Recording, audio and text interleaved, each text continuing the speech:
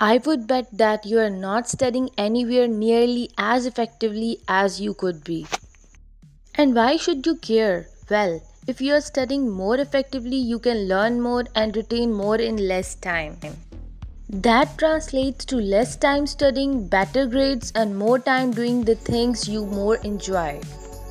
In this video, we will cover all of the study hacks I learned in medical university and what I wish I knew back in the university. Number 1 is active versus passive learning. The default studying pattern we all employ is passive learning.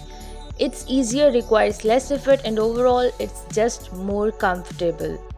Active learning is more challenging, it's less comfortable, but it's ultimately much more.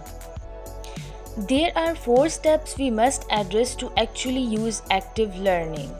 Step number 1 and 2 are obtaining the information, and step 3 and 4 are about reviewing and reinforcing the information. The first step is to identify what is important. Not all information is created equal.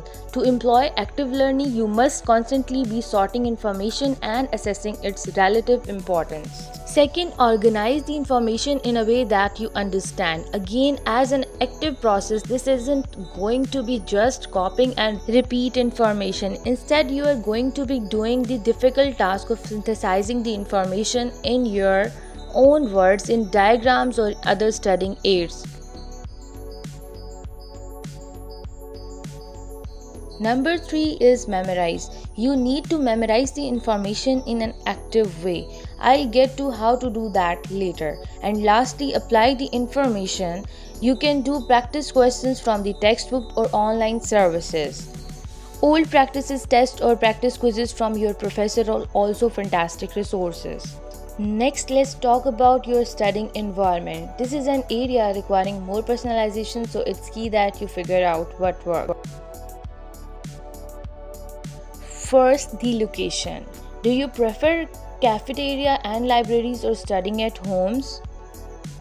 Many people do, however, get easily distracted at home, and that is why they prefer the cafeteria, shop, or library since it helps them focus on the work at hand. Next is group versus solo study. Are you studying by yourself or with other people? My split varied, but it was roughly 50-50, maybe a little bit more time studying solo. In group study, the rate of reviewing material is slower, but the main benefit is working through reinforcing difficult concepts while also keeping you motivated and sane.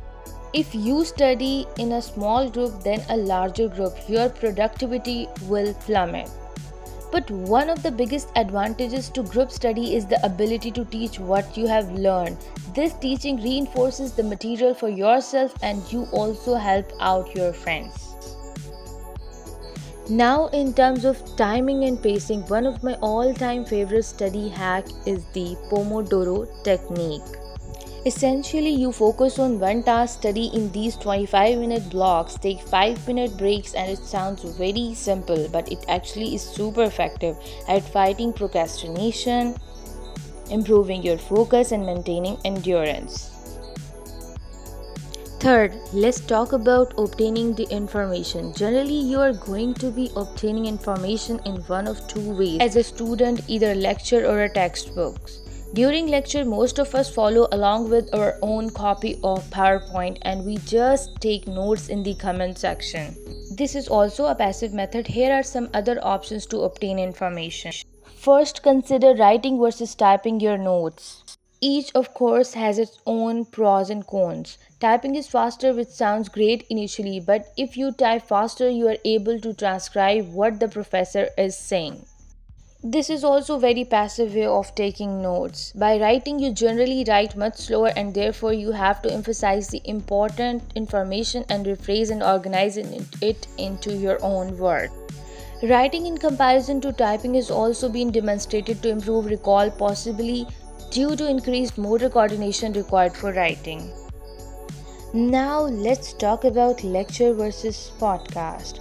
Your school may offer audio or video recordings of your lectures, and for me, this worked best. However, there are of course distinct advantages to attending lectures in person. For lectures, you have this set routine and you are surrounded by other people who are doing the exact same thing. It encourages to engage in the lecture at least more so than if you were listening to podcast at home. But the postcard or recording, on the other hand, gives you the flexibility to watch whenever you want, meaning you can watch the lecture on your own schedule when you are well rested and feeling fresh. I personally opted for 1.5 or 2x playback speed. Zoning out with slow speaking lectures was a big issue for me. That's why I love the ability to speed up the podcast because it helped me keep me engaged and focused. But if you are the type of student who would procrastinate with podcasting, do yourself a favor and stick to attending lectures instead. Okay, now let's talk about rewatching lectures, but this is the total waste of time. I understand the thought process behind it. You want to make sure you didn't miss anything important and you want to reinforce the content. But the problem is the rewatching lecture is extremely passive, even more so than attending lectures. You can spend your time better by reviewing the information, synthesizing it, and doing active learning. Do not rewatch the lectures or re listen to recordings. Use your textbooks, other resources, your classmates, or your professor's office hours if you need. Now let's move on the textbooks. I used to highlight the textbook and read my highlights several times to review prior to exams, but that's obviously a terribly passive way to study. Reviewing your PowerPoint slides or Word document is equally ineffective. Instead, make the process as active as you can even at the time of initial exposure. Using either your computer or notepad, summarize what you read into your own words. By doing this, you are identifying the information and organizing it in a way that you will understand. This whole process will ultimately drastically improve your recall. Lastly, let's cover memorization. Memorization is the toughest part of study, at least for most of the students. There are a few different methods you can use to memorize information much faster and much more effectively. First, summary sheets, which some people like to call condensed notes. Let's suppose you have 3 pages of notes for one lecture. Condense them into one page by organizing and restructuring the information into smaller chunks. And I don't just mean decreasing the font size, adjusting the margins. I mean actually go through and read your notes carefully and extract the highest yield points and rephrase them again into your own words. This process of condensing alone is the form of active learning and it will reinforce the material. But now you also have this condensed study resource that you can review at a later date. Also, one of the most powerful ways to memorize information is spaced repetition. The idea here is that after each review, you can increase the interval between reviews. For example, you are exposed to the information on day 0, then you see it again after 24 hours, then after that, another 72 hours, etc.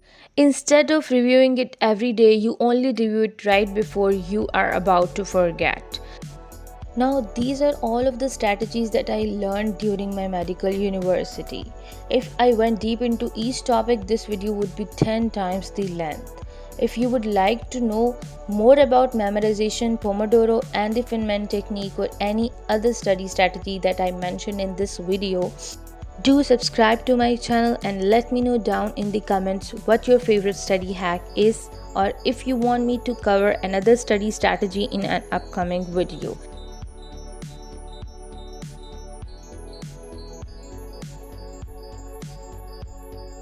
Subscribe, and thanks for watching.